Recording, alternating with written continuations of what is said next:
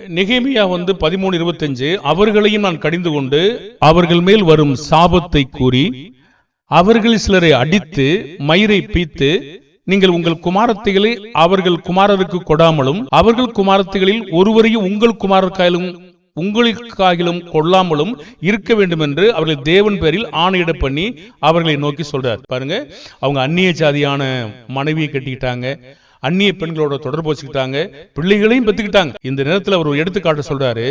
26 வசனம், இஸ்ரவேலின் ராஜாவாகிய சாலமோன் இதனாலே பாவம் செய்தான் அல்லவா?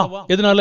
அந்நிய பெண்களை கட்டிக்கிட்டதுனால, அந்நிய பெண்களோட தொடர்பு வச்சுக்கிட்டதுனால இதனாலே பாவம் செய்தான் அல்லவா? அவனை போன்ற ராஜா அநேகம் ஜாதிகளுக்குள்ள உண்டாந்ததில்ல. தேவன் அவனை இஸ்ரவேலின் அனைத்தின் மேலும் ராஜாவாக வைத்தார். அப்படிப்பட்டவனையும் என்ன சொல்லுது? அப்படிப்பட்டவனையும் மறுஜாதியான ஸ்திரீகள் பாவம் செய்ய பண்ணினார்கள்.